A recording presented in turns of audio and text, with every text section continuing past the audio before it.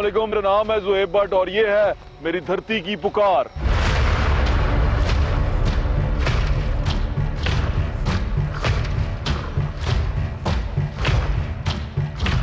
पाकिस्तान और किसान बस ऐसा समझें कि एक जिस्म है और एक उसकी रूह है।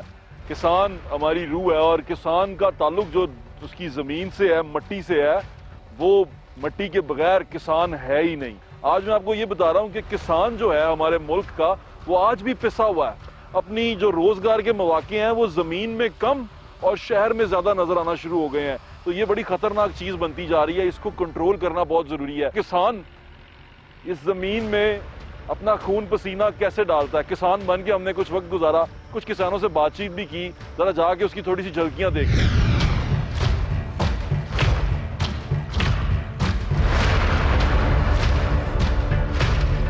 आज का दिन बड़ा लंबा है क्योंकि आज हमने वाई भी करनी है और बीजी भी करनी है और खाद भी खरीदनी है। प्रॉब्लम ये नहीं है कि इस सारे के अंदर मेहनत बहुत लगेगी, प्रॉब्लम ये है कि इतनी मेहनत के बाद किसान को मिलेगा क्या। प्रोग्राम पुकार है ये और पुकार है किसान की, और आज के दिन कोशिश ये की है कि information directly from horses mouth, यानी कि जिसके साथ बीत रही है उसकी पुकार आपको मिले। और आज के दिन ये भी कोशिश करेंगे कि ये फर्स्ट हैंड इंफॉर्मेशन के अंदर हम भी थोड़ा सा एक्सपीरियंस करें कि किसान की ज़िंदगी कितनी मुश्किल थी, है, और इस हुकूमत ने कितनी आसानियां उसके अंदर पैदा की हैं। क्योंकि इश्तिहारात के मुताबिक तो किसान की ज़िंदगी अब ऐसे हो जानी चाहिए जैसे किसान ही इस मुल्क का मालिक है। असल में तो मालिक है क्योंकि एग्रीकल्चरल लैंड है, ज़रई मुल्क है, तो ज़रई मुल्क के अंदर किसान बड़ा ताकतवर होना चाहिए। ताकतवर है कि नहीं है, ज़िंदगी कैसी है, किसान बन के ही पता चलेगा। आए देखते हैं।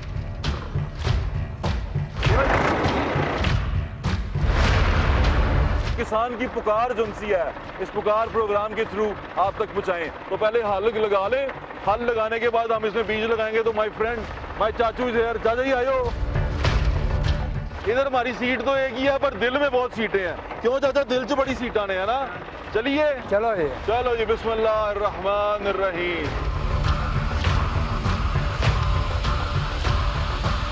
चाचा अपना इतने ठेका किन्ने दा है इलाके च, किले दा? ठेका इत्थे है जी 60,000 रुपया। 60,000 रुपए का ठेका? हाँ जी। महीने का या एक फसल का? एक साल का। एक साल का। वो कह रहे हैं कि एक साल का इनको 60,000 रुपया ठेका देना पड़ता है, क्योंकि ये वो जमींदार है जिसकी जमीन अपनी नहीं है। किसान को अगर कुछ बचेगा नहीं तो वो फिर अपनी जमीन बेचेगा हाउसिंग सोसाइटी को और चला जाएगा शहर में मजदूरी करने के लिए। जो आप मजदूर देखते हैं शहरों में मजदूरी करते हैं, मोस्टली वो किसान ही होते हैं, याद रखिएगा। आओ जी।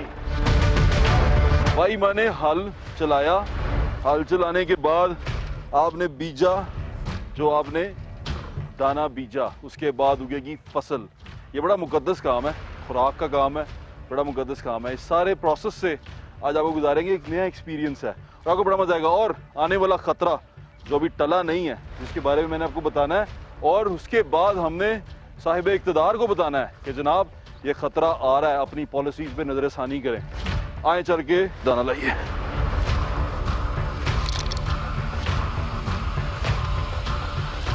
पाकिस्तान एक ज़रई मुल्क है, यानी कि पाकिस्तान की जो बेशतर यानी ज़्यादा जो उसका इकोनॉमी का इन्हिसार है वो काश्तकारी के ऊपर है, ज़राअत के ऊपर है। लेकिन अब आज के दिन, यानी कि जिस वक्त मैं खड़ा ये बातें कर रहा हूँ, हम गंदम भी बाहर से मंगवा रहे हैं क्योंकि हमें पूरी नहीं पड़ रही। हम अपने मुल्क में चीनी भी बाहर से मंगवा रहे हैं, दालें तो आती बाहर से थी। हम ये तमाम चीज़ें अगर बाहर से मंगवा रहे हैं, हमारे मुल्क की ज़राअत को क्या हो गया है? या किसान को इतना मौका ही नहीं दिया जा रहा कि किसान वो उगा पाए और अपनी ज़मीन पे काश्तकारी सुकून से कर पाए? ये तमाम सवालों के जवाब आज ढूंढेंगे और इन सवालों के जवाब ढूंढने के लिए ये सब कुछ कर रहा हूँ मैं। बाद दफ़ा ये बात कहते हैं जी कि उसके कहने पे ये कह दिया, उसके कहने पे ये कह दिया। नहीं, खुद करके देखा, आपको दिखाया और बताया।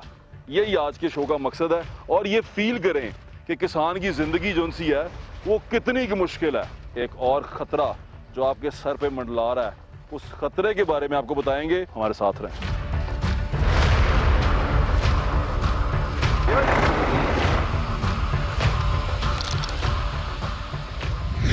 जब तक हम फसलों तक पहुंच रहे हैं, अपने खेत तक पहुंच रहे हैं जो कि 2 एकड़ पे मुहित है, जिस पे हमने आज गंदम लगानी है। मैं आपको कुछ फैक्ट्स बता दूं। 2018 की रिसर्च के मुताबिक पाकिस्तान जो सा है वो 5वां बड़ा मुल्क है गन्ने की काश्त में और कपास की काश्त में, 2018 की रिसर्च के मुताबिक। अभी 2021 वाली मैं आपको बता दूंगा प्रोग्राम के आखिर में। और पाकिस्तान गंदम में 7वां बड़ा मुल्क है गंदम उगाने में, और पाकिस्तान मकई में 20वां बड़ा मुल्क है जो मकई उगाता है। अब पाकिस्तान अगर 7वां बड़ा मुल्क है गंदम उगाने में, तो बाहर से गंदम क्यों मंगाते हैं? ये क्या फैक्ट्स है, ये क्या रोला है? आज अगर हम किसान बन गए हैं ना, तो तुहानू फिर प्रोग्राम दे एंड ते किसान दी सारी समझ आ जानी है। लेकिन ये ना हो कि आप अपने किचन में भी YBG शुरू कर दें। ऐसा नहीं करना। आ जाए मेरे साथ। आधा दिन गुजरने के बाद, ये सारा कुछ देखने के बाद, किसान भाइयों में चल के बैठते हैं और पूछते हैं वो ज़रूरी इनकलाब आया कि नहीं आया, वो किसान कार्ड जो सा है वो कितना एक मुफीद है, उस किसान कार्ड के ऊपर क्या DAP आधे रेट पे मिल रहा है, पता नहीं क्या हो रहा है। आए चल के उनसे बात करते हैं। अस्सलाम वालेकुम जी, क्या हाल है? किसान कार्ड के इजरा से सब्सिडी की रकम की बराह रास्त काश्तकारों के अकाउंट में मुंतकली का तारीखी इकदाम है। सब्सिडी कहते ने रकम का ਉਹਦੇ किसान कार्ड के थ्रू ਤੁਹਾਡੇ ਅਕਾਊਂਟ 'ਚ ਪਾਤੀ ਹੈ। ਉਹ ਜੀ ਸਰ ਪਾ ਦੇ ਦਿੱਤੀ 1000 ਰੁਪਇਆ, ਉਹਦਾ ਕੋਈ ਫਾਇਦਾ ਨਹੀਂ। 1000 ਰੁਪਇਆ ਕਿ 7-8000 ਦਾ DAP ਦਾ ਤੋੜਾ ਮਿਲਦਾ ਹੈ, ਉਹਦੇ 'ਚ 1000 ਕੱਢ ਦੇਣਗੇ ਤੇ ਕੀ ਫਾਇਦਾ ਹੋਇਆ? ਇੱਕ DAP ਦੇ ਤੋੜੇ ਮਗਰ 1000 ਰੁਪਇਆ, ਯਾਨੀ ਕਿ ਅਗਰ ਤੁਹਾਡੀ ਸਾਡੇ ਕੋਲ 2 ਕਿੱਲੇ, ਮੇਰੇ ਕੋਲ ਜਿਹੜਾ ਮੈਂ ਲਾ ਰਿਹਾ 2 ਕਿੱਲੇ ਹੈਗਾ, ਹਾਂਜੀ 2 ਕਿੱਲੇ ਤੇ ਮੇਰੀ 4 ਬੋਰੀਆਂ ਲੱਗਦੀਆਂ DAP ਦੀਆਂ। ਹਾਂਜੀ ਹਾਂਜੀ। ਤੇ ਸਾਨੂੰ 32000 ਰੁਪਇਆ ਪੈ ਗਿਆ ਤੇ ਸਿੱਧਾ ਸਿੱਧਾ ਇਹਦੇ ਤੇ 4000 ਰੁਪਇਆ ਛੁੱਟੇਗਾ। ਹਾਂਜੀ ਤੇ 4000 ਦੇ ਜਿਹਦੇ ਵਿੱਚ ਸਾਨੂੰ ਤੇ ਪਹਿਲੇ ਹੈਗੀ ਸੀ 3400 ਦੀ ਬੋਰੀ, ਅੱਛਾ ਕਰਕੇ 8000 ਦੀ ਤੇ 1000 ਦਾ ਡਿਸਕਾਊਂਟ ਦਿੱਤਾ है, की फायदा?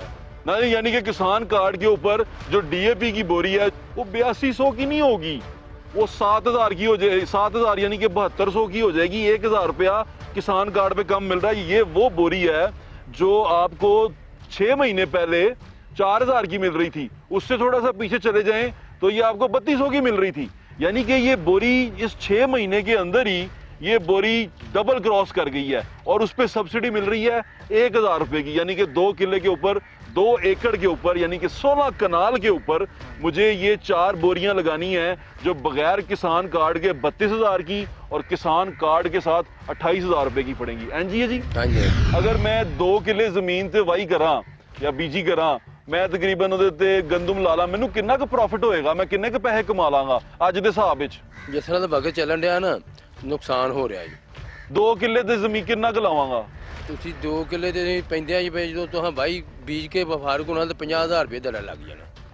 ਵੀ ਅੱਜ 2 DAP ਦੀ ਤੁਸੀਂ ਬੋਰੀਆਂ ਪਾਓਗੇ, 1 ਏਕੜ ਨੂੰ 4 ਪੈ ਗਈਆਂ, ਕਿੰਨੇ ਦੀ ਹੋ ਗਿਆ? 8 ਚੌਕਾ 32000 ਦੀਆਂ ਬੋਰੀਆਂ ਪੈ ਗਈਆਂ। ਠੀਕ ਹੈ, 8000 ਦੇ। ਚਲੋ ਕਿਸਾਨ ਕਾਰਡ ਮੇਰਾ ਲਾ ਲਓ ਨਾ, 28000 ਦੀ ਬੋਰੀਆਂ ਪੈ ਗਈਆਂ ਸਾਨੂੰ। 4000 ਰਹਿਣ ਤੇ ਜਾ ਤੁਸੀਂ ਕੱਢ ਦਿਓ। ਇਹ ਪਿੱਛੇ ਫੜਾਓ ਜਰਾ ਮਾਈਕ, ਕੀ ਕਹਿ ਰਿਹਾ ਭਾਈ?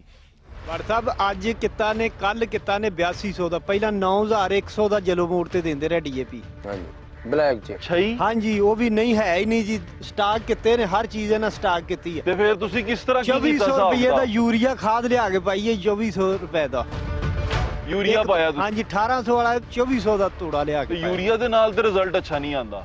ਯੂਰੀਆ ਹੁਣ ਫਸਲ ਨੂੰ ਲਾਉਣਾ ਤੇ ਪੈਂਦਾ ਨਾ, ਉੱਤੇ ਪਾਣੀ ਦਿੱਤਾ ਤੇ ਫਿਰ ਉਹ ਅੱਛਾ ਉਹ DAP ਤੋਂ ਇਲਾਵਾ ਪਾਣਾ ਹੈ? ਹਾਂਜੀ ਪਾਣੀ ਦੇ ਕੇ ਫਿਰ। ਮੈਨੂੰ ਦੱਸਿਆ ਹੀ ਨਹੀਂ ਅੱਗੇ। ਹੁਣ ਤੁਹਾਨੂੰ ਦੱਸਣਾ ਉਹਦਾ ਠੇਕਾ ਵੀ ਪਾਣਾ ਵਿੱਚ। ਅੱਛਾ ਜਿਹੜਾ ਵਿਚਲਾ ਹੈਗਾ ਵਿਚੋਲਾ, ਉਹ ਵਿਚੋਲਾ ਪਏਗਾ? ਹਾਂਜੀ ਹਾਂਜੀ। ਸਾਨੂੰ ਠੇਕਾ ਕਿੰਨੇ ਦਾ ਪੈ ਰਿਹਾ? ਠੇਕਾ ਆਪਣਾ ਤੁਸੀਂ 50000 ਰੁਪਏ ਲਾ ਲਓ 2 ਏਕੜਾਂ ਦਾ, ਛਮਾਈ ਦਾ ਗੰਦਮ ਦਾ। ਤੇ ਲੱਖ ਰੁਪਇਆ ਤੇ ਨਿਕਲ ਗਿਆ ਸਾਡਾ। ਲੱਖ ਤੇ ਅੱਗੇ ਫੇਰ ਖਰਚੇ ਆ ਰਹੇ ਨੇ।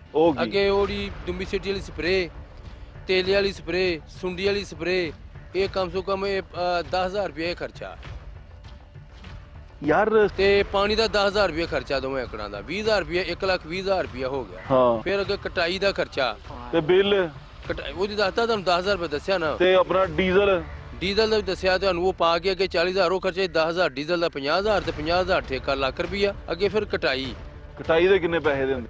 ਕਟਾਈ ਦੇ ਇਸ ਟਾਈਮ ਮਸ਼ੀਨ ਜਿਹੜੀ 4000 ਰੁਪਇਆ ਲੈ ਰਹੀ ਹੈ ਕਟਾਈ। ਤੇ ਮਸ਼ੀਨ ਨਾਲ ਲਿੱਤੀ ਜਾਏ, ਬੰਦੇ ਕੋਲ ਕਟਾਈ ਜਾਏ ਤੇ ਉਹਨੂੰ ਕਿੰਨੀ ਬੋਰੀ ਦੇਣੀ ਪੈਂਦੀ ਹੈ? ਉਹਨੂੰ 6 ਮਣ ਦਾਣੇ ਲੈ। ਉਹ 6 ਮਣ ਕਿੱਲੇ ਦੀ 1 ਏਕੜ ਦੇ 6 ਮਣ ਦਾਣੇ ਲੈਂਦੇ ਨੇ, ਦਾਤਰੀ ਨਾਲ ਕੱਟਣ ਵਾਲੇ। 20000 ਫਿਰ 12 ਮਣ ਹੋ ਗਿਆ 2 ਏਕੜਾਂ ਦਾ, 12 ਤੋਂ 24000 ਰੁਪਇਆ ਦੇ ਹੋ ਗਿਆ ਖਰਚਾ। ਜੇ ਅਗਰ ਬੰਦੇ ਕੋ ਕਟਾਈਏ 1.25 ਲੱਖ ਰੁਪਇਆ ਤੇ ਦਾ ਮਤਲਬ ਖਰਚਾ ਹੀ ਪੈ ਰਿਹਾ ਮੈਨੂੰ 2 ਏਕੜ ਦਾ। 1,30,000 ਰੁਪਇਆ 35।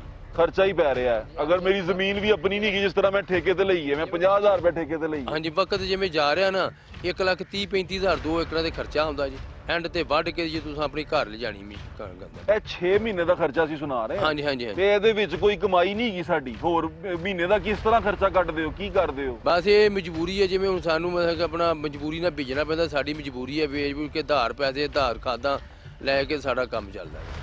वो कह रहे हैं कि हम उधार पे आ चुके हुए हैं, उधार खादे ले रहे हैं और ये सब कुछ कर रहे हैं। उन्होंने क्या गंदम की 1800 रुपए प्राइस की थी असी ਇਹਦੇ ਚ ਲਿਖਿਆ ਹੈ 3 ਸਾਲਾ ਕਰਦਗੀ ਉਹਨਾਂ ਨੇ ਕਿਹਾ 1800 ਰੁਪਏ ਮੰਨ ਲਵਾਂਗੇ।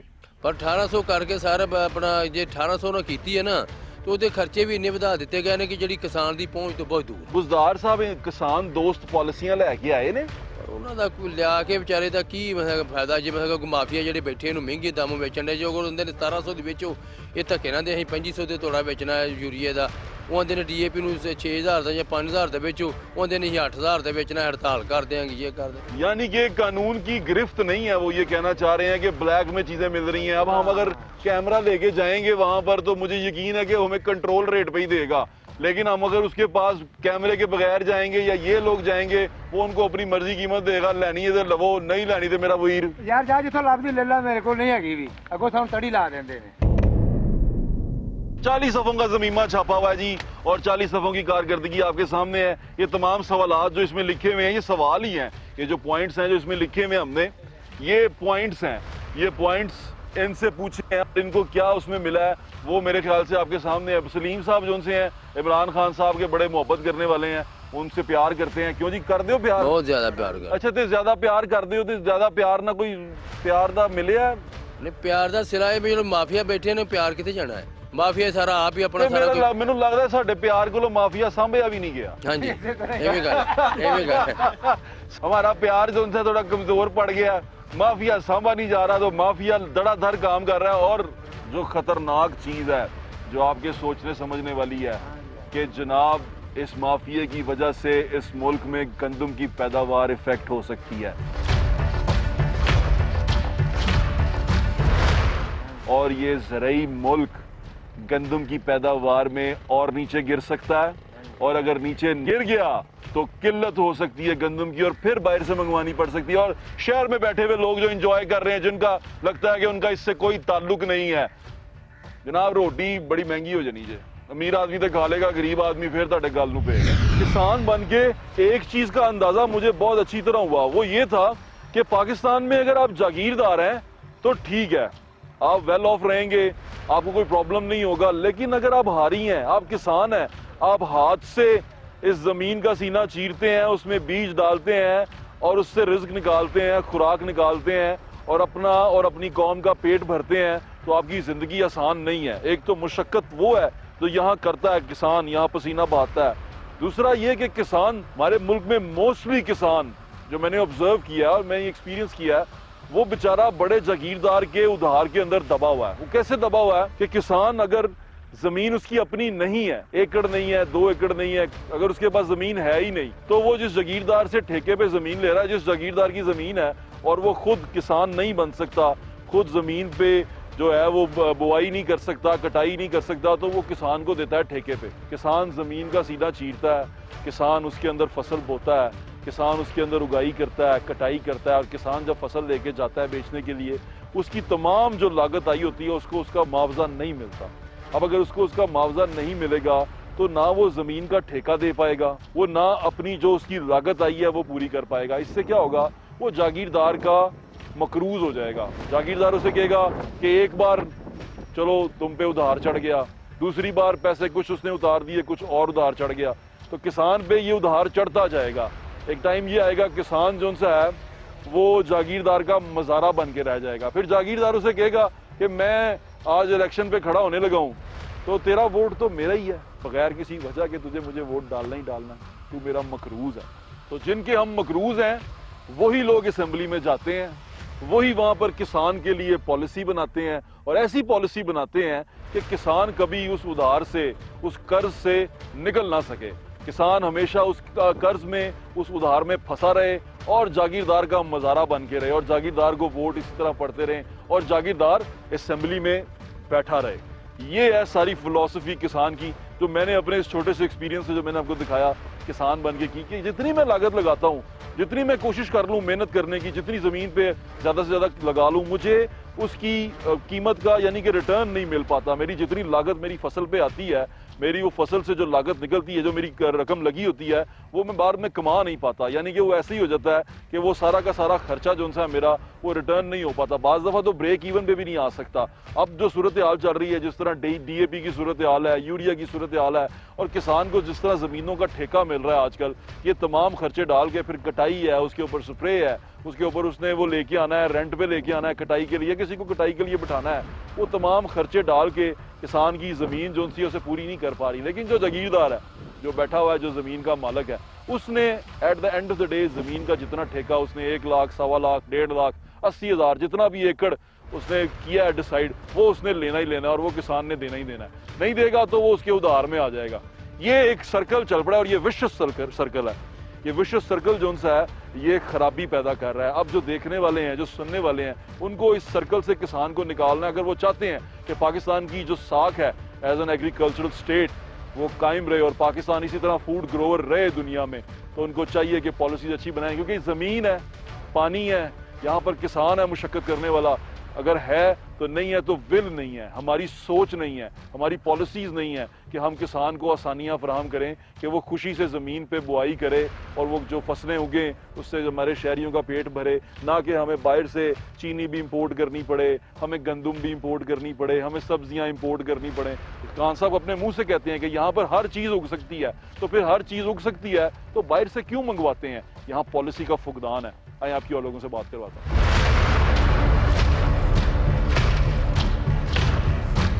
पाकिस्तान एक ज़राई मुल्क है। पाकिस्तान का अगर कहीं पे नाम लिया जाए दुनिया में तो ज़राअत में पाकिस्तान का नाम सबसे ऊपर आता है। पाकिस्तान जो है वो फूड प्रोड्यूसर है। यहाँ पर लोग जो हैं काश्तकारी से ताल्लुक़ रखते हैं। मोस्टली लोग काश्तकारी से ताल्लुक़ रखते हैं, किसान लोग हैं। किसान का ताल्लुक़ ज़मीन से होता है, और जब ज़मीन किसान पे तंग कर दी जाए तो बड़ा मसला हो सकता है। ये प्लानिंग का काम है, जो हुक्मरान प्लानिंग करते हैं उस प्लानिंग के तहत वो अपने किसानों के लिए आसानियाँ पैदा करते हैं। लेकिन यहाँ आसानियाँ पैदा नहीं हो रही। किसानों के साथ मैं मौजूद हूँ लाहौर शहर के अंदर ही, लाहौर शहर के सबर्ब्स में ये इलाका है। और मैं आपको ये भी बता दूँ कि ये जिस जगह पे मैं खड़ा हुआ हूँ, अब ये river Ravi urban development authority के अंडर आ चुका हुआ है। ये जितनी भी आप फसलें मेरे पीछे दाएं बाएं देख रहे हैं, ये सब की सब रिवर रावी अर्बन डेवलपमेंट के अंदर आ चुकी हैं, और ये काश्तकार हो रही है यहाँ पे। अभी इन्होंने आलू निकाला है और मुख्तलिफ फसलें यहाँ पर लगाते हैं। किसान मेरे साथ हैं, उनसे बात करते हैं। अस्सलाम वालेकुम, क्या हाल है चोई साहब? ठीक ठाक, ठीक हो?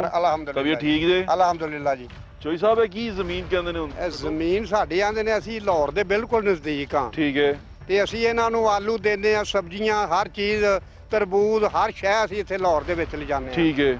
ਤੇ ਸਾਨੂੰ ਸਾਡੀਆਂ ਜ਼ਮੀਨਾਂ 'ਚ ਹਰ ਚੀਜ਼ ਹੁੰਦੀ, ਤੇ ਆਂਦੇ ਨੇ ਕਿ ਬੰਜਰ ਏ। ਇਹਨਾਂ ਨੇ ਬੰਜਰ ਡਿਕਲੇਅਰ ਕਰ ਇਹ ਬੰਜਰ ਕਰਦੇ ਨੇ ਜੀ, ਇੱਥੇ ਕੁਛ ਨਹੀਂ, ਇੱਥੇ ਹਰ ਚੀਜ਼ ਹੁੰਦੀ ਏ। ਮੈਂ ਉਹੀ ਦੇ ਰਿਹਾ ਕਿ ਫਸਲਾਂ ਤੇ ਹਾਂਜੀ, ਲੱਗੀਆਂ ਫਸਲਾਂ ਹਰ ਸ਼ੈ ਹੁੰਦੀ ਸਾਡੇ ਇੱਥੇ। ਸਬਜ਼ੀਆਂ ਜਿੰਨੀਆਂ ਨੇ ਸਾਡੀਆਂ, ਜਦੋਂ ਲਾਹੌਰ ਦੀ ਸਬਜ਼ੀ ਹੁੰਦੀ ਨਾ ਸਾਡੀ, ਉਦੋਂ ਸਸਤੀ ਹੁੰਦੀ ਏ। ਅੱਛਾ, ਜਦੋਂ ਪਾਸਿਆਂ ਤੋਂ ਆਉਂਦੀ ਕਿਤੋਂ ਉਸ ਵਕਤ ਮਹਿੰਗੀ ਹੁੰਦੀ ਏ। ਲਾਹੌਰ ਸ਼ਹਿਰ 'ਚ ਮਹਿੰਗੀ ਸਬਜ਼ੀ ਵਿਕਦੀ ਹੈ? ਵਿਕਦੀ ਏ ਬਿਲਕੁਲ। ਜਦੋਂ ਲੱਗੇਗੀ ਨਹੀਂ ਨਾਲੋਂ ਨਾਲ ਤੇ ਫਿਰ ਮਹਿੰਗੀ ਹਾਂਜੀ, ਤੇ ਅਸੀਂ ਜਦੋਂ ਇੱਥੇ ਲਿਜਾਣੇ ਆ, ਸਾਡੀ ਇੱਥੇ ਬਿਲਕੁਲ ਉਸ ਸਸਤੀ ਸਾਡੀ ਫਸਲ। ਖਾਨ ਸਾਹਿਬ ਕਹਿੰਦੇ ਨੇ ਅਸੀਂ ਸ਼ਹਿਰ ਬਣਾਉਣਾ ਨਵਾਂ। ਆਹੋ, ਆਂਦੇ ਨੇ ਸ਼ਹਿਰ ਬਣਾਉਣਾ, ਪਰ ਅਸੀਂ ਇਹ ਆਨੇ ਆ ਕਿ ਸਾਨੂੰ, ਅਸੀਂ ਬੈਠੇ ਆ ਪਿਓ ਦਾਦੇ ਤੋਂ ਲੈ ਕੇ, ਤੇ ਸਾਨੂੰ ਬੈਠੇ ਹੀ ਰਹਿਣ ਦੇਣ, ਇਹਨਾਂ ਦੀ ਮਰਜ਼ੀ। ਨਾਲੇ ਤੁਸੀਂ ਜ਼ਮੀਨਾਂ ਤੇ ਫਸਲਾਂ ਉਗਾਓ, ਰੋਟੀ ਉਗਾਓ, किसान को रोटी को जमीन खोना बुरी गल है। एक और बड़ा मसला है किसान के साथ जो आजकल पेश आ रहा है। पिछले दिनों खाद का बहुत मसला था। खाद का इशू ये है कि DAP की बोरी जो सी है वो कंट्रोल रेट में तो 8200 की थी, लेकिन वो 9200 तक बिकी है। 10-10 हज़ार तक लोगों ने बोरियां खरीदी हैं। जो गंदम है उसकी पैदावार इफेक्ट हुई है इसके साथ। गंदम जिस ज़मीन पे बोई गई है वो ज़मीन टारगेट अचीव कर गई है, लेकिन गंदम जो सी है जब वो आपने काटी है तो उसका रिजल्ट, वो प्रोडक्ट वो नहीं निकल सका। लेकिन जो ये काश्तकार यहाँ खड़े हैं उनसे ये पूछते हैं कि किसान की ज़िंदगी कितनी बेहतर हो सकी इस दौरे हुकूमत में। मुझे ये बताएं कि ये जो ज़मीन है आपकी, आपको इस दौरे हुकूमत में ये 2-3 साल के अंदर फायदा हुआ है कुछ? नहीं, कोई फायदा नहीं होया। बहुत तंग ही होए हैं सगों हुकूमत दे विच। की तंगी आई जे? महंगाई इन्नी हो गई है, बेसाब बच्चों वास्ते रोटी नहीं सानू लभ रही। बिल कितना कटदे हो? बिल तो कोई भी नहीं, कारोबार ही बिल्कुल मैंने धर्म भरम कर दिते ने इस हुकूमत ने। पहली हुकूमत दे विच फिर भी असीं खुशहाल सां। 2-2 3-3 एकड़ असीं माड़े लोग हां, साडी ज़मीन है, 20-20 जी असीं इदों तो पाल रहे हैं। ठीक है, साडे कोल ज़मीन खोल लैणगे ते असीं बच्चे किधर ले जावांगे? ठीक है, इत्थे ज़मीन दा साडी दा रेट हैगा 1.5 करोड़ रुपया रेट। ਸਾਨੂੰ ਦੇ ਰਹੇ ਨੇ 8 ਤੋਂ 9 ਲੱਖ ਰੁਪਇਆ ਰੇਟ ਹੈ ਏਕੜ ਦਾ। ਰੂਡਾ ਵਾਲੇ ਰਿਵਰ ਰਾਵੀ ਅਰਬਨ ਰੂਟਾ ਵਾਲੇ ਉਹ ਲੁੱਟ ਰਹੇ ਨੇ, ਮਾਰ ਡਿਆਂ ਨੂੰ ਮਾਰ ਰਹੇ ਨੇ। ਤੇ ਕਣਕ ਦਾ ਭਾਜੀ ਕੀ ਹਿਸਾਬ ਬਣਿਆ ਜੇ? ਕਣਕ ਦਾ ਹਿਸਾਬ ਇਹ ਬਣਿਆ ਜੀ, ਕਣਕ ਨੂੰ ਤੇ ਖਾਦ ਹੀ ਨਹੀਂ ਮਿਲੀ। ਹਾਂ ਤੇ ਕਣਕ ਨੇ ਕਿੱਥੋਂ ਆਉਣਾ ਸੀ? ਕਣਕ ਮੈਂ ਥੋੜੀ ਬਹੁਤੀ ਖਾਦ ਯੂਰੀਆ ਹੀ ਉੱਤੇ ਪਾਈ ਪਈ, ਡੀਏਪੀ ਤੇ ਮਿਲੀ ਹੀ ਨਹੀਂ ਕਿਤੋਂ। ਕਿੰਨੇ ਦੀ ਬੋਰੀ ਸੀ ਯੂਰੀਆ ਦੀ? 1800 ਦੀ, ਅੱਜ ਤੋਂ ਪਹਿਲੇ 1.5 ਸਾਲ ਪਹਿਲੇ 1800 ਦੀ ਬੋਰੀ। ਤੇ ਚੋਈ ਸਾਹਿਬ ਅੱਜ ਤੇ 3500 ਤੱਕ ਚਲਾ ਗਿਆ ਹੁਣ ਤੇ 3600 ਤੇ ਕੋਈ 4000 ਦੀ ਲੱਗੀ ਫੱਬੀ ਲਾ ਦੇਣ। ਕੋਈ ਇਹੋ ਜਿਹਾ ਆ ਜਾ ਵੇਖਿਆ ਕਿ ਬੰਦਾ ਨਵਾਂ ਆਇਆ, ਉਹਨੇ ਕੋਈ 4-4.5 ਵੀ ਲੈਣ ਲੈ ਲਿਆ ਉਹਨੇ। ਉਹਨੇ। ਤੇ ਇਹਦਾ ਕੀ ਡੀਏਪੀ ਦਾ ਕੀ ਹਿਸਾਬ ਬਣ ਰਿਹਾ? ਡੀਏਪੀ ਜਿਹੜੀ ਉਹ ਤੇ ਮਿਲ ਹੀ ਨਹੀਂ ਰਹੀ, ਉਹਦੇ ਤੋਂ ਸਾਡੀ ਇਹ ਫਸਲਾਂ ਜਿਹੜੀਆਂ ਨੇ ਅਸੀਂ ਪਰੇਸ਼ਾਨ ਹੋ ਗਏ। ਡੀਏਪੀ ਤੇ ਪਾਈ ਨਹੀਂ ਹੈਗੀ, ਯੂਰੀਆ ਹੀ ਪਾਈ, ਯੂਰੀਆ ਨਾਲ ਯੂਰੀਆ ਪਾਈ ਜਾ ਰਹੇ ਹੋ। ਯੂਰੀਆ ਪਾਈ। ਜੇ ਡੀਏਪੀ ਮਿਲਦੀ ਵੀ ਤਾਂ 10000 ਰੁਪਏ ਦਾ ਤੋੜਾ ਬਲੈਕ ਮਿਲ ਰਹੀ ਹੈ, ਉਹ ਮਾੜਾ ਬੰਦਾ ਕੀ ਕਰੇਗਾ? ਤੇ ਕਣਕ ਤੇ ਬੜੀ ਨੁਕਸਾਨ ਹੋਏਗਾ ਇਹਦਾ ਜੀ। ਨੁਕਸਾਨ ਦੀ ਪੈਦਾਵਾਰ ਬਿल्कुल घट है। जे एकड़ ਦੇ ਵਿੱਚੋਂ ਨਿਕਲਦੀ 50 ਮਣ ਹੈ ਤਾਂ 30 ਮਣ ਨਿਕलेगा, 200 ਤੋਂ ਥੱਲੇ ਗਈ है। गंदम का हमारा इस साल शायद हम टारगेट उस तरीके से ना कर सके पूरा, हम इंपोर्ट फौरी अलाउ कर देंगे। ਬੰਜਰ ਜ਼ਮੀਨਾਂ ਆਖੀਆਂ ਇਹ ਆਲੂ ਉਹਦੇ ਚ ਨੇ, ਐਡੇ ਆਂਦੇ ਨੇ ਬੰਜਰ ਜ਼ਮੀਨਾਂ ਨੇ। ਬੰਜਰ ਜ਼ਮੀਨ ਇਹ ਸਾਡੀ ਹਕੂਮਤ ਜਿਹੜੀ ਉੱਥੇ ਬੈਠੀ ਝੂਠ ਬੋਲ ਰਹੀ ਹੈ, ਦਫ਼ਤਰਾਂ 'ਚ ਬਹਿ ਕੇ ਝੂਠ ਬੋਲ ਰਹੇ ਨੇ। ਐਡੇ ਐਡੇ ਆਲੂ ਨਿਕਲਦੇ ਨੇ ਇਹ ਇੱਥੇ। ਵੇਖੋ ਬੜਾ ਅੱਛਾ ਮਾਸ਼ਾਅੱਲਾ, ਅੱਛਾ ਸੋਹਣਾ ਆਲੂ ਹੈ। ਇਹ ਜਿਹੜੀਆਂ ਬੰਜਰ ਜ਼ਮੀਨਾਂ ਕਹਿਣ ਡਏ ਨੇ, ਇਹ ਆਲੂ ਉਹਨਾਂ 'ਚ ਨੇ।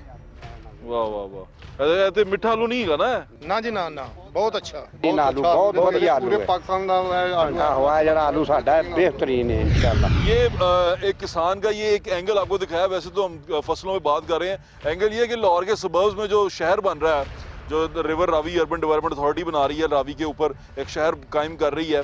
रावी के इर्द गिर्द जितनी भी ज़मीन है, अभी मैंने आपको कॉप्टर से भी दिखा रहे हैं आपको कि ये सारी ज़मीन जो सी है, यहाँ पर फसलें उगती हैं, लोग यहाँ पर काश्तकारी करते हैं। और जो लोग यहाँ काश्तकारी करते हैं, जो यहाँ पर सब्ज़ी उगाते हैं, फल उगाते हैं, वो जाके शहर में फ़रोख्त करते हैं। उसका रेट कम होता है, इनको आसानी से शहर में डिलीवरी मिल जाती है। ये इनकी एक्सेस आसान है।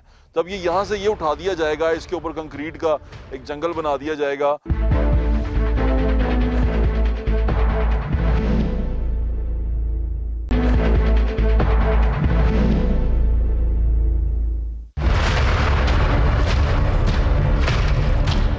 जब किसान पे ज़मीन तंग करेंगे तो किसान हमारे लिए खुराक नहीं उगाएगा। अभी जो सबसे बड़ा इशू जो यहाँ क्रिएट हुआ, किस वजह से क्रिएट हुआ, हमारे फूड सिक्योरिटी के वफाकी वजीर हैं फ़खर इमाम साहब, उनकी छोटी सी प्रेस ब्रीफिंग जो दे रहे थे, सहाफ़ियों से बात कर रहे थे, वो ज़रा सुने, उसके बाद में आपको ज्वाइन।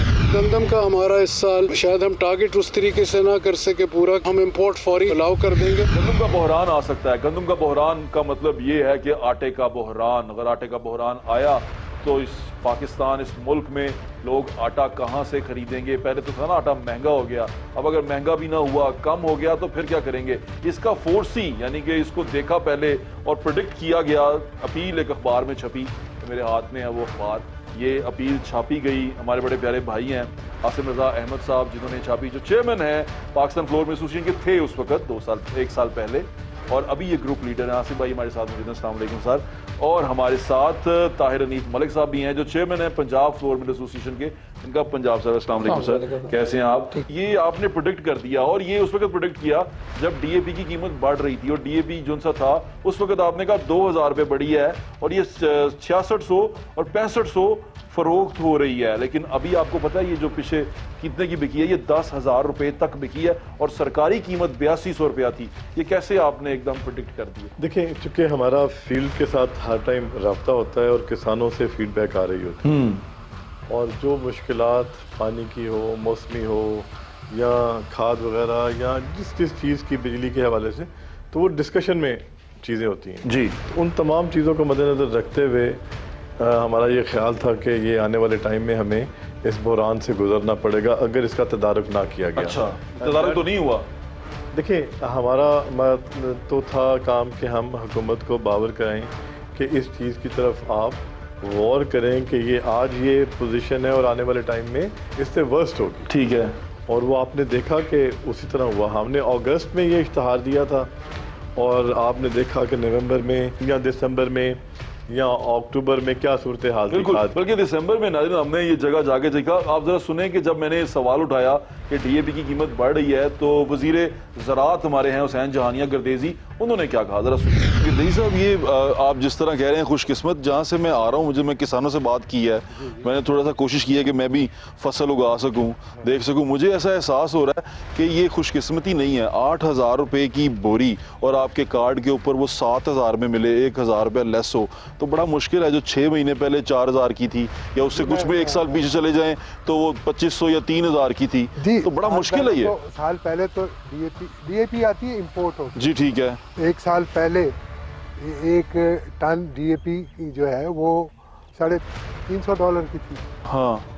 और आज वो $950 पे पहुंची। तो हम रिलीफ क्या दे सकेंगे किसान को? लेकिन आपको ऐसा लगता नहीं इससे किसान डीएपी अगर नहीं डालेगा तो उसकी ग्रोथ अच्छी नहीं होगी गंदम की और हमें नुकसान हो सकता है? डेफिनेटली डीएपी अगर नहीं डालेगा तो उससे ग्रोथ पे इफेक्ट आएगा। जी ठीक है। हमने ये देखा टीवी के ऊपर कि वो वजीर साहब कह रहे हैं कि फुकदान होने वाला है, ये गंदम का बहरान पैदा हो सकता है। खाद को लेके उन्होंने ये बात की, तो आप क्या समझते हैं ये बहरान आया तो पंजाब में क्या सूरत है? बहरान आना तो नहीं चाहिए क्योंकि फसल तो काफी बीजी हुई है, बुझाई जो है बहुत। लेकिन डीएपी की वजह से प्रोटेक्शन है वजीर साहब की कि जी कम हो सकती है। प्रोटेक्शन है? हाँ जी, उनकी प्रोटेक्शन है जो कह रहे हैं वो अपने आके टीवी पे। ठीक है। प्रोटेक्शन है कि इसके लिए हम बाहर से मंगवा लें। अच्छा, पहले ही हम इंतजाम कर रहे हैं अपने लिए इम्पोर्ट करने के लिए, बाहर से मंगवाने के लिए। गंदम मंगवाएंगे, गंदम मंगवाएंगे। उन्होंने कह दिया, ओपन कहा कि मैं हम बाहर से मंगवाने के लिए इंतजाम जो हैं वो पूरे कर लिए हैं। वक्त से पहले ही हमने सारे कागजात हर चीज़ कर ली है कि बाद में हमें। आप क्या फोर्सी कर रहे हैं? आपको लगता है कि बहरान पैदा होगा? देखिए, अल्लाह करे नाम मुल्क में बहरान पैदा हो। जब बहरान पैदा हुआ तो हमारे लिए तो खराबी है ना, बहुत ज्यादा खराबी है। हमारा गरीब मुल्क है और अभी किसान को अभी जो रेट मिलेगा 1,600 रुपया मिलेगा, 1,800 रुपया? नहीं देखिए, गवर्नमेंट सिंध गवर्नमेंट ने 2,200 रुपये किया है। ठीक है। नहीं, पंजाब में कितना है? पंजाब में अभी तक डिसाइड नहीं है, 2,000 के करीब जाएगा, 2,000 2,050 डिसाइड नहीं हुआ। अभी डिसाइड हो रहा है, कबीना की कमेटी चल रही है, कमेटी 2,000 जाना पड़ेगा। 2,000 नहीं जाएंगे तो इनको काश्तकार को तो कुछ भी नहीं मिलेगा, किसान मर जाएगा। तो जैसे उसे एक 10,000 किसान एहतजाज भी कर रहा है, 10,000 की उसने खाद की बोरी डाली हुई है। अच्छा। और पानी बिजली आपने महंगी कर दी है, डीजल महंगा हो गया है। उसने जो डीजल पे ट्यूबवेल चलते हैं वो क्या करेंगे बेचारे? बिल्कुल ठीक है। आसिम भाई, अभी सिचुएशन जो सी है वो बड़ी गरीब होती जा रही है। ये तो खुराक है, यानी कि आपका तो डायरेक्टली ताल्लुक इससे है ना। जब आटा शॉर्ट होगा तो या वो आपकी मिलों पे आएंगे या आपकी गाड़ियां उठाएंगे या सारा कुछ होगा। तो ये फोर्सी आप कर रहे हैं कि आगे क्या होने वाला है? देखिए मेरे साहब, अगर बारिशें इन टाइम ना होती, जो अल्लाह ताला ने बड़ी मेहरबानी की, तो हमारा ख्याल था कि इस खाद की बुरानी कैफियत की वजह से 25% तक इफेक्ट आना था फसल पे, जो कि बहुत ह्यूज क्वांटिटी। बिल्कुल ऐसे ही है। लेकिन अभी स्टिल उसके बावजूद कि बारिशें बड़ी अच्छी हुई और उन्होंने बड़ा, आप समझ लें कि एक बोरी का किरदार जो यस, तो वो मैं समझता हूँ कि अभी भी 15% का इफेक्ट, 15-16%, 17% का है, जिसकी reflection in total crop size जो आएगी वो तकरीबन 30-35 lakh ton. 30-35 lakh ton? 30-35 lakh ton का जो फर्क पाएगा जी, जो आपका 30-35 लाख टन का जो इफेक्ट हम देख रहे हैं, अल्लाह ना करे, लेकिन जो बज़ाहिर देखा जा रहा है, नजर आ रहा है, साहब ने भी उसी पे बात की। बिल्कुल। तो उसके मुताबिक आपका 35, 36, 40, somewhere in between 30-40 lakh ton, तो उसके लिए आपको मैनेजमेंट करनी है, आपको बाहर से मंगवाना पड़ेगा, आपको मंगवानी पड़ेगी, आपको उसको रखना पड़ेगा। अब यहाँ पे जिस तरह रशियन और यूक्रेनियन बॉर्डर्स पे कशीद टेंशन हुई है, चल रही है, अगर खुदा न खास्ता ये प्रोलॉन्ग करती है या कोई ऐसा जंगी कैफियत बन जाती है, तो उस सूरत में यूक्रेन सब चौथे नंबर पे है दुनिया में वीट एक्सपोर्ट्स के हवाले से या प्रोड्यूस के हवाले से, और एक्सपोर्ट में शायद सबसे आगे नंबर पे हो। ओहो। तो हमारी जितनी भी गंदम आई है वो वहीं से आई है, यूक्रेन से उसका रेट मैच करता था। आसिम भाई, मैं एक सवाल आपसे पूछना चाहता हूँ, आप तो इस शोबे से मुंसलिक हैं, आप इस फील्ड में हैं, आपने गंदम की इस तरह शॉर्टेज देखी है कि हमें पाकिस्तान को, एक ज़राई मुल्क को, बाहर से गंदम मंगवानी पड़े और हमारा सारा सारी गंद इसके ऊपर ज़राअत के ऊपर है? जी, अगर आप थोड़ा सा पीछे चले जाएं, जैसा 97 एंड बिफोर दैट टाइम, हर साल आपके जो इंपोर्ट का डेफिसिट जो बजट का होता था ना, 2 इंपोर्ट बिल्स के ऊपर होता था, एक वीट की इंपोर्ट और दूसरा एडिबल ऑयल्स की। ठीक है। वीट को ओवरकम कर लिया गया, जो पिछला पीपल्स पार्टी का टाइम था, उसमें गंदम की प्राइसेस 600 से 900, 900 से 1300 तक गया, 1100 फिर 1200। जो ये जंप आया उसमें हमारे काश्तकार ने भरपूर फसल लगाई। ठीक है। और आपने देखा कि 2010 ऑनवर्ड 2015 तक आप एक्सपोर्ट करते रहे। जी ऐसे ही है, हम एक्सपोर्ट में चले गए थे। हम एक्सपोर्ट में चले गए थे, लेकिन अब फिर दोबारा नीचे आ गए। अब फिर अच्छा, उस टाइम भी इंटरनेशनल मार्केट के अंदर वीट प्राइसेस 400, 350, 400 डॉलर होती थी।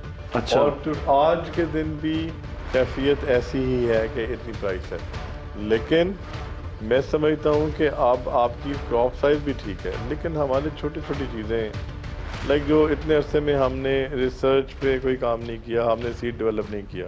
सीड वाला तो वैसे ही बड़े उसकी शिकायतें हैं, सीड डेवलपमेंट कॉर्पोरेशन। ठीक है, हमने काम ही नहीं किया। हमारे पास अगर चाइना से रिसर्चर करके आए हुए हैं लोग, तो उनकी उससे कोई फायदा नहीं लिया गया क्योंकि उनको फंड ही नहीं। असीम भाई, ये पॉलिसी जब आप तो प्राइम मिनिस्टर से भी जाके मिलते हैं, आप जाके मीटिंग्स भी करते हैं, आप ये पॉलिसी के बारे में नहीं बताते उनको कि ये पॉलिसी बनाने से पहले स्टेक होल्डर्स को तो ऑन बोर्ड लें, या कम से कम उन लोगों को लें जिनकी रिसर्च है इसके ऊपर। बट सब मैं समझता हूँ कि हर फोरम पे, हर जगह पे जहाँ तक हमारी रसाई होती है, हम कोशिश करते हैं कि इनपुट्स दें, लेकिन आगे से अमल करना तो उनका अपना काम है।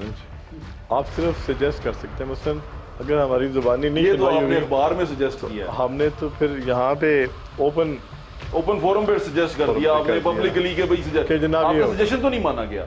जी, अगर माना गया होता तो आज ऐसा ना होती, लेकिन उस टाइम कहा गया नहीं, हमें किसी किस्म की जरूरत नहीं है, ये ठीक हो जाएंगे हालात। लेकिन अगर थोड़ा सा इसको देखा जाता नहीं, मुझे लगता है ये बहुत मुश्किल है, ऐसा कुछ नहीं हो सकता। बिल्कुल ठीक कह रहे हैं। किसान नाज़रीन, किसान दोस्त पॉलिसीज की बात कर रहे हैं। किसान जो उनसे हैं वो सरापा एहतजाज हैं, एहतजाज करने जा रहे हैं। अभी उनका थोड़ा सा मामला सेट हुए, आपने देखा होगा कि जीटी रोड बंद किया गया, ट्रैफिक काफ़ी सारा रोका गया, बंद किया गया। अब लाहौर में थोड़ा सा एक्स्ट्रा ऑर्डिनरी ट्रैफिक का लोड देख रहे हैं। उसकी वजह यह है कि जो अंदरूनी और बैरूनी उसके जो दाखिले हैं वो उस पर कंट्रोल किया जा रहा है कि किसान इस तरफ ना आए। किसानों से बातचीत भी की जा रही है, उसके बारे में बात करेंगे। हमारे साथ जुड़े नासिम भाई, आपका बहुत शुक्रिया। मलिक साहब का बहुत शुक्रिया, थैंक यू सो मच।